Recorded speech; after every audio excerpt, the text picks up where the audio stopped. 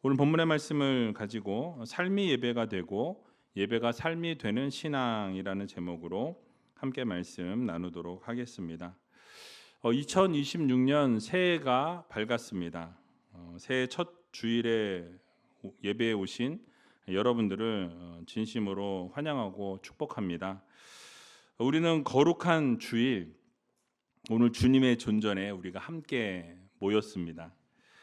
매년 새해를 시작하게 될 때마다 많은 계획들을 세우고 올 한 해 어떻게 보낼까, 올 한 해 어떻게 하나님께 영광 돌리는 삶을 살까 많은 생각들을 하실 텐데요. 근데 오랜 시간 동안 풀리지 않은 숙제가 있습니다. 그게 무엇이냐면 우리가 평상시에 살아가는 나와 이 주일의 나의 모습의 차이입니다. 주일에는 천사와 같은 얼굴로 할렐루야를 외치면서 섬김의 자리에서 거룩하게 우리가 예배를 드립니다. 자, 그런데 월요일이 시작됨과 동시에 지하철이나 버스에서 시작되는 하루를 볼 때, 또 여러분들이 삶의 현장에서, 여러분들이 직장에서, 사업장에서, 여러분들이 있는 그 자리에서 한 주간을 보낼 때 하나님이 계시지 않는 것처럼 그렇게 살아가는 우리들의 모습을 발견하게 되더라는 것이죠.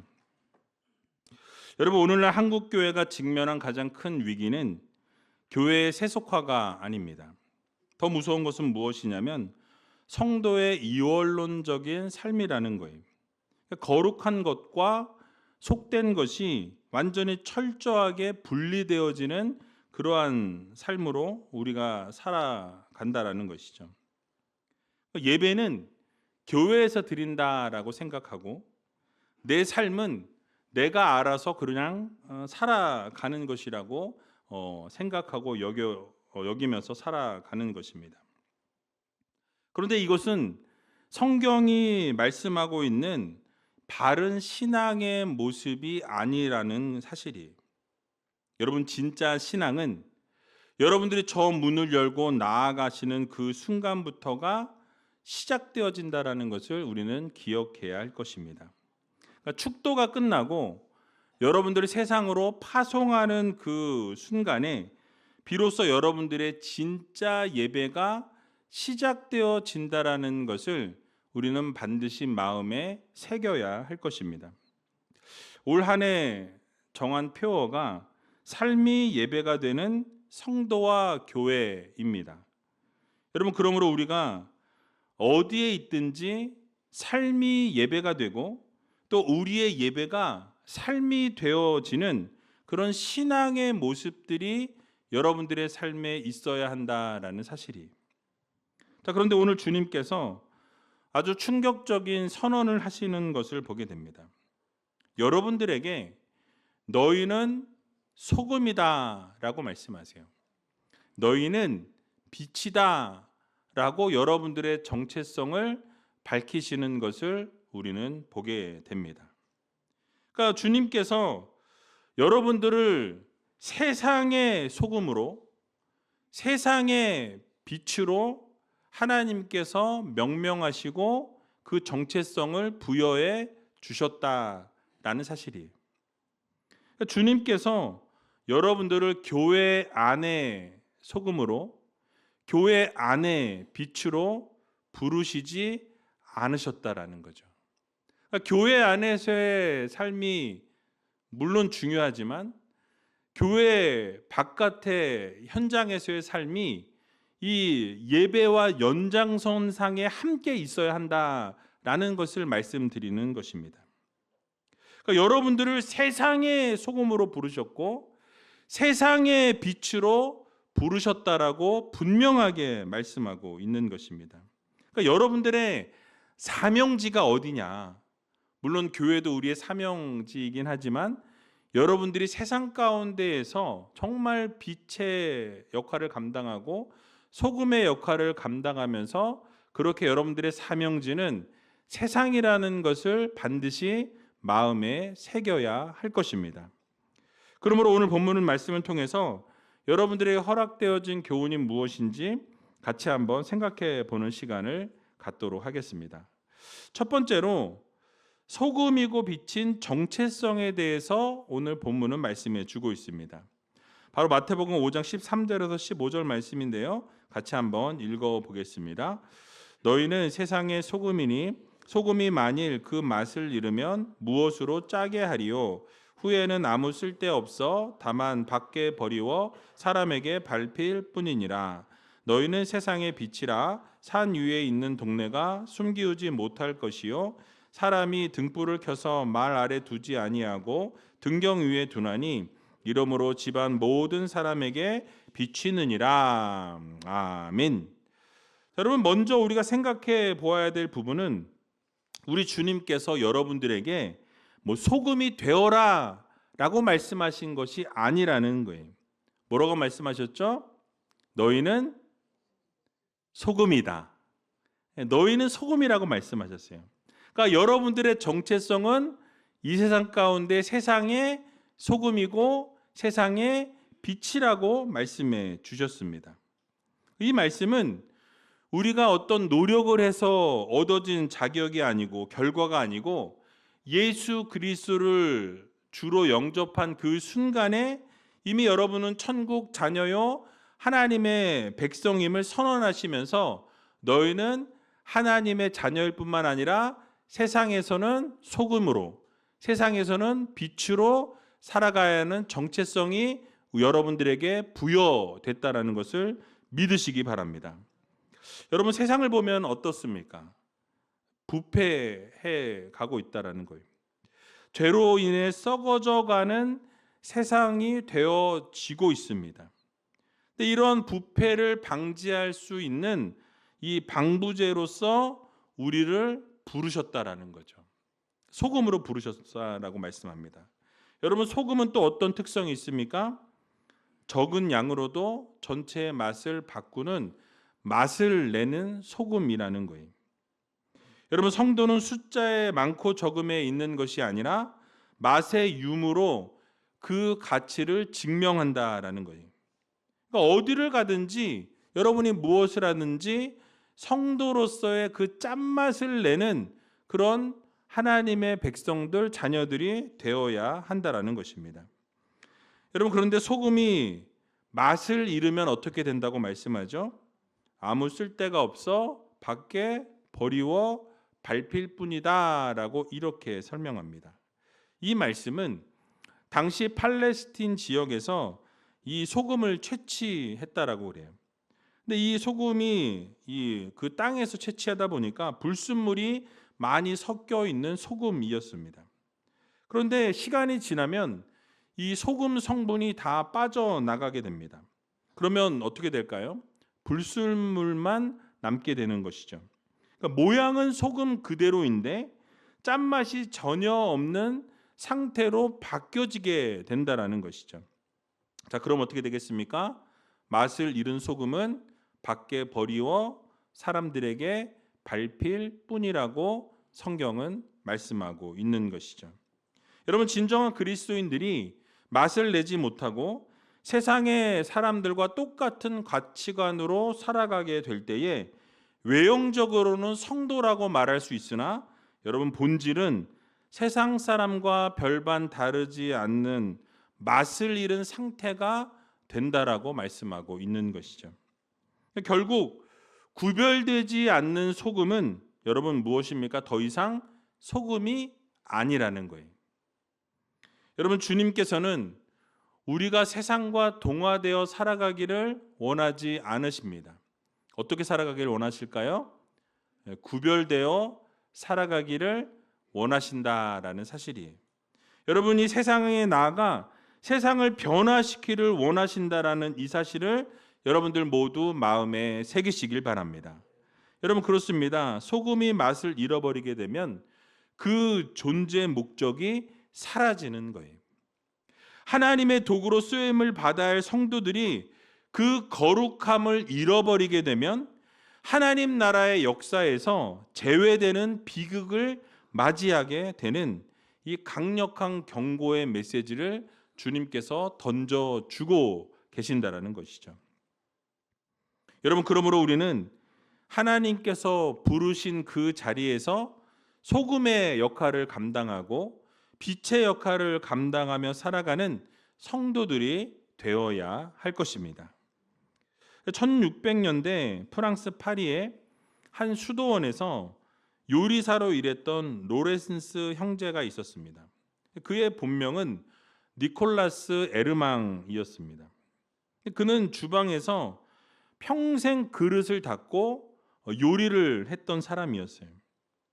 그 당시에 사람들의 시각으로 볼 때는 아주 비천한 일이라고 생각했을지도 모릅니다. 그럼에도 불구하고 이 니콜라스 에르망은 이렇게 말했다고 합니다. 나는 프라이팬에 계란 하나를 뒤집을 때도 하나님의 영광을 위해 합니다. 그릇을 닦는 소음 속에서도 나는 하나님의 임재를 누립니다 라고 이야기했어요. 여러분, 무엇입니까? 자신이 요리를 하면서, 설거지를 하면서 자신에게 주어진 삶 속에서 그곳에서 하나님께 영광을 돌리면서 하나님의 임재를 경험했다고 말씀하고 있어요. 무슨 이야기입니까? 바로 그는 주방을 성소로 만들었다라는 거예요. 그가 어디에 있든지 어떤 상황에 놓이든지 그는 하나님을 예배했고 하나님 앞에 온전한 삶을 올려드리기 위해서 최선을 다했다라고 말씀하고 있는 것이죠. 그에게 있어서는 이 대성당의 미사나 예배를 말씀하죠. 주방에서 설거지를 하는 때나 다를 바가 없는 예배였다라고 그렇게 고백하고 있는 것을 보게 됩니다. 왜냐하면 그는 자신이 어디에 있든지 하나님의 자녀라는 이 정체성을 놓치지 않았고 어떤 상황 가운데 있든지 날마다 하나님을 예배하는 삶을 올려드렸기 때문이었습니다. 자, 그런데 오늘을 살아가는 우리들에게 사단은 어떻습니까? 계속 여러분들에게 거짓을 외치고 있다라는 것이죠. 그러니까 우리가 그런 빛으로 소금으로서의 정체성을 가지고 살아가려고 최선을 다하는 그 순간에 여러분들에게 너는 평범한 직장인이야, 너는 그냥 운전사야, 너는 그냥 학생일 뿐이야, 너는 아무것도 아니야, 이런 생각들을 심어주면서 여러분들의 정체성을 흐리게 만든다라는 것이죠. 그러나 우리는 이 세상에 잠입한 하나님의 거룩한 군사들이라는 것을 여러분들 모두 마음에 새기시길 바랍니다. 여러분, 우리는 그리스도의 계절이 오게 하기 위해서 세상 속에 심겨진 하나님의 씨앗들임을 우리는 기억해야 할 것입니다. 그래서 우리가 여러분들의 정체성이 바르게 회복되어질 때에 여러분들의 일상이 경건해진다라는 거예요.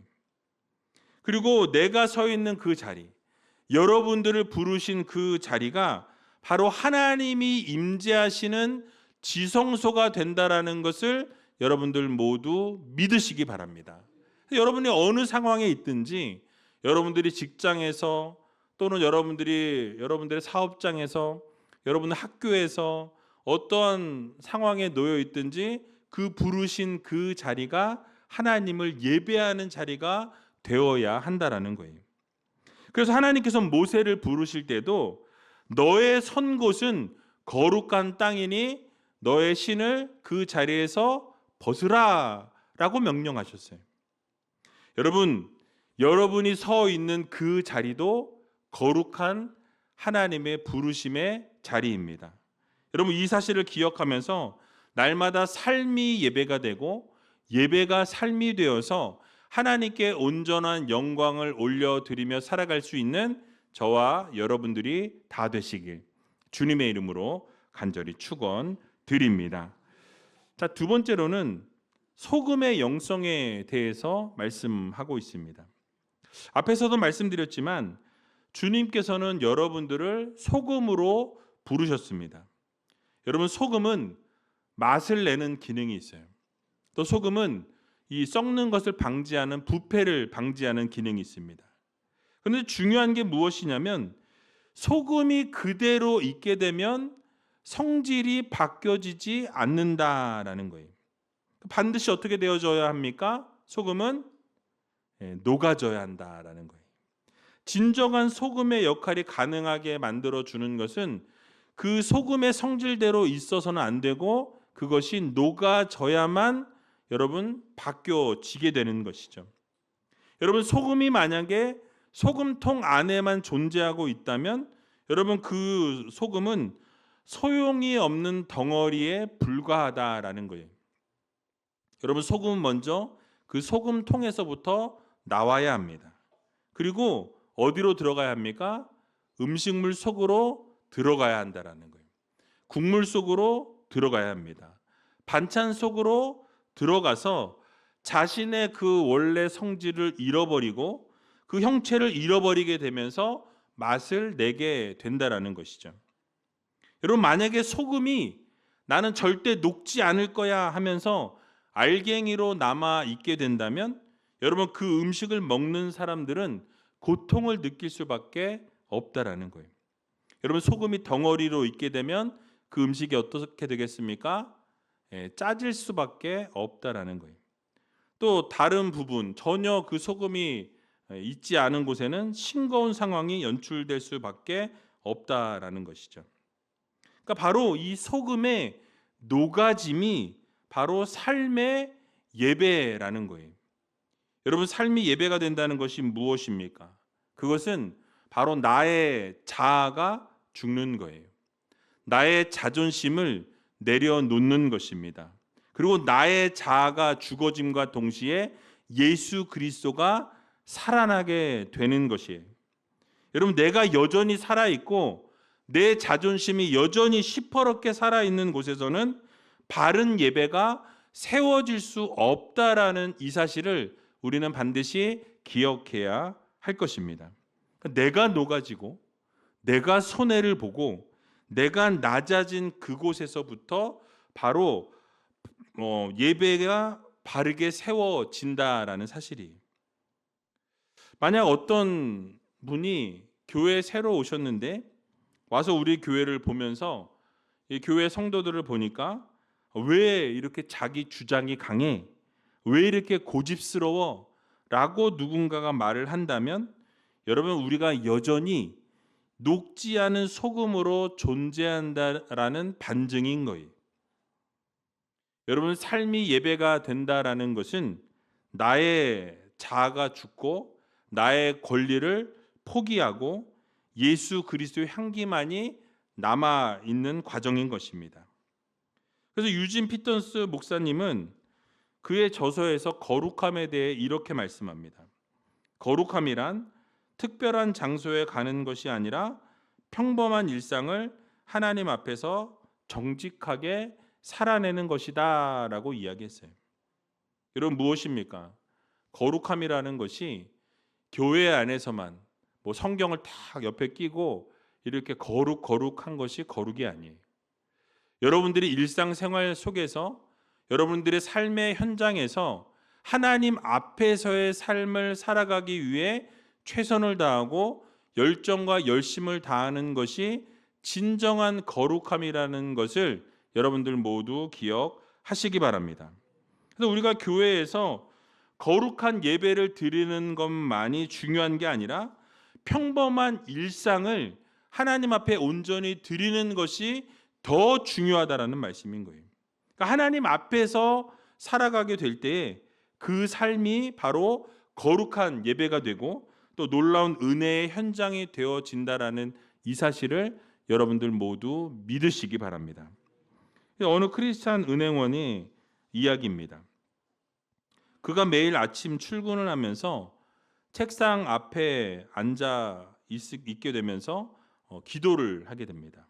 뭐라고 기도하냐면 주님, 오늘 제가 만나는 고객들이 저의 정직한 일 처리를 통해 하나님의 신실하심을 보게 하옵소서라고 기도하고 일을 시작합니다. 그는 실적을 위해서 거짓말을 하지 아니하고 까다로운 고객을 위해서도 끝까지 친절함을 잃지 않았습니다. 그러자 동료들이 너는 왜 이렇게 피곤하게 사냐라고 묻게 되죠. 그때 그는 대답합니다. 이 책상이 바로 저의 제단이기 때문입니다. 라고 대답했어요. 여러분 무슨 말씀입니까? 어디든 우리의 예배의 현장이라는 거예요. 여러분들이 어느 상황에 있든지 어느 장소에 있든지 그 자리가 하나님께 드려지는 예배의 현장이라는 것을 여러분들 모두 마음에 새기시길 바랍니다. 그래서 우리가 어디에 있든지 그 자리가 하나님께 드려지는 예배가 된다라는 거예요. 그러니까 우리가 살아가는 그 순간순간이 바로 하나님께 드려지는 예배의 시간이라는 것을 우리는 기억해야 할 것입니다. 삶의 예배를 하나님께 온전히 드릴 수 있는 그런 믿음의 성도님들이 다 되시기 바랍니다. 여러분 사실 녹아진다라는 것 여러분 쉬운 일이 아닙니다. 나를 내려놓는다라는 것 여러분 사실 고통스럽다라는 거예요. 나를 무시하는 상사 앞에서 웃으면서 대답한다라는 것이 바로 소금이 녹아지는 것입니다. 가정에서 나를 화나게 하는 배우자를 향해서 먼저 미안하다라고 말하는 것이 바른 소금의 영성이라는 거예요. 여러분 우리는 자꾸만 영광스러운 예배만 꿈꿉니다. 그러나 진짜 예배는 여러분들의 자존심이 깎이는 그 현장이 진정한 예배의 현장이라는 것을 우리는 기억해야 한다라는 거예요. 여러분들의 그 욕망이, 그 욕심이 녹아내리는 그 고통스러운 그 순간이 진정한 예배가 완성되는 순간이라는 것을 여러분 모두 믿으시기 바랍니다. 여러분 내가 죽어야 예수가 삽니다. 소금이 녹아야 맛이 난다라는 거예요. 여러분들이 세상에서 진정으로 녹아지게 될 때 여러분 세상은 비로소 예수가 진짜 살아있는 신이구나 깨닫게 된다라는 이 사실을 여러분 모두 믿으시고 날마다 소금의 영성으로 이 세상을 승리하면서 정말 여러분 그 세상에 녹아져서 맛을 낼 수 있는 그래서 부패를 방지하고 삶의 예배를 온전히 드릴 수 있는 저와 여러분들이 다 되시길 주님의 이름으로 간절히 축원드립니다. 마지막으로 착한 행실로 드러나는 이 복음의 매력에 대해서 말씀합니다. 오늘 본문 16절 말씀인데요. 같이 한번 읽어보겠습니다. 이같이 너희 빛을 사람 앞에 비치게 하여 저희로 너희 착한 행실을 보고 하늘에 계신 너희 아버지께 영광을 돌리게 하라. 아멘. 앞에서도 언급을 드렸지만 예수 그리스도께서 여러분을 무엇이라고 부르셨어요? 소금이라 부르셨고 빛이라 부르셨습니다. 그러니까 여러분들에게 빛이라고 말씀하셨다라는 것이죠. 여러분 빛의 사명은 무엇입니까? 어두움을 밝히는 거예요. 빛은 숨길 수 없습니다. 빛이 가는 곳마다 어두움은 사라지게 되어 있다라는 거예요. 여러분 빛의 본질은 숨길 수가 없어요. 왜요? 빛을 비추기 때문에 어느 방향에서 어디에서 보든지 빛이 나게 되어 있다라는 것입니다. 그래서 말 아래 두지 아니하고 등경 위에 두라고 말씀하는 것을 보게 됩니다. 그게 무슨 말씀입니까? 드러내라는 거예요. 여러분 그런데 어떻게 드러나야 한다라고 말씀합니까? 착한 행실을 보게 하라고 말씀하죠.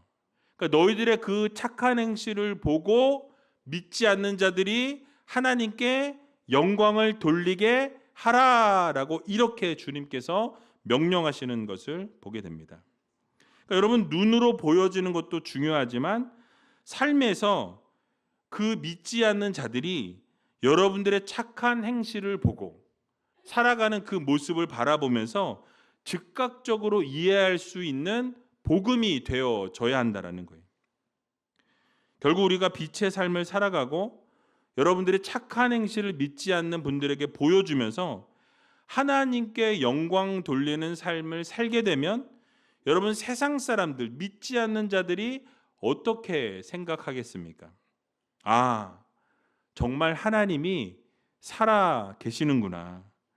저렇게 힘들고 어려운 상황 가운데서도 웃으면서 그렇게 믿음 생활하는 걸 보니까 정말 하나님은 진짜 살아서 역사하시는 살아계신 하나님이구나.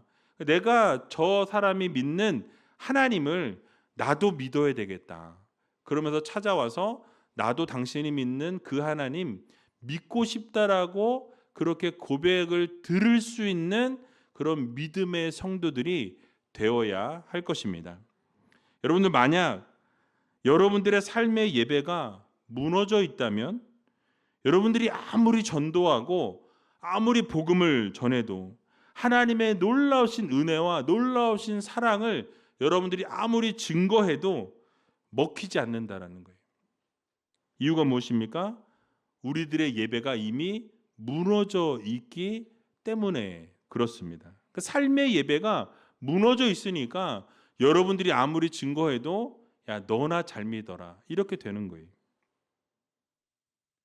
결국 우리가 드리는 이 주일 예배는 신앙의 마침표가 아니라 일상 예배를 위한 거대한 쉼표라는 사실을 우리는 마음에 새겨야 할 것입니다. 여러분 이게 무슨 말씀이냐면 많은 성도들이 주일 예배를 드리고 나서 이제 이번 주 한 주 숙제를 끝냈다라고 생각하면서 영적인 마침표를 찍는다라는 거예요. 어떻게 보면 주일의 그 한 번의 예배로 이번 한 주간은 다 끝이 났다라고 이 영적인 면죄부를 스스로에게 발급하는 것과 같습니다. 그리고 월요일부터 어떻게 살아갑니까? 하나님과 전혀 상관없는 자기만의 루틴으로 살아간다라는 거예요. 세상으로 들어간다라는 거죠. 여러분 그런데 주일 예배는 절대로 마침표가 되어서는 안 된다라는 거예요. 한 주간의 치열한 영적 전투를 여러분 앞두고 하나님으로부터 새로운 힘을 공급받고 영적인 충전을 하는 여러분 쉼표가 되어져야 한다라는 거예요. 여러분 주일 예배를 통해서 하나님이 공급해 주시는 힘을 모으는 쉼의 시간입니다. 이 예배의 시간을 통해서 우리가 영적인 전쟁터로 나가기 이전에 영적인 공급을 하나님으로부터 받는 이 시간이 그래서 너무너무 중요하다라는 거예요. 여러분 이 예배의 시간이 바로 영적인 훈련소라는 거예요. 훈련소에서 영적인 충전을 하고 예배를 통해 영적인 공급이 이루어진 이후에 어떻게 합니까? 파송되어서 세상으로 이제 나갈 준비를 하는 거예요. 월요일부터 직장에서 사업장에서 학교에서 여러분들의 삶의 현장에서 그 전쟁터에서 어떻게 하는 겁니까? 영적인 충전 받은 이 충전을 가지고 또 전쟁하면서 승리하며 살아가는 성도들이 되어야 할 것입니다. 여러분 그래서 하나님께 어느 자리에 있든지 여기서 충전받은 그 영적인 힘으로 여러분 그렇게 나아가셔서 언제나 승리하며 삶을 살아가는 믿음의 성도님들이 다 되시기 바랍니다. 그래서 여러분 그곳에서 소금으로 녹아지고 빛을 비추면서 하나님의 영광을 결국 드러내며 살아가게 될 때에 여러분 어느 자리에 있든지 여러분들의 삶의 예배는 성공하게 될 것입니다. 그러므로 주일의 예배를 통해서 영적으로 공급받으시고 충전하시고 주중에 펼쳐지는 영적 전쟁에서 날마다 승리하며 하나님께 영광 올려드리며 살아가기를 소원하고 다짐하는 저와 여러분들이 다 되시길 주님의 이름으로 간절히 축원합니다.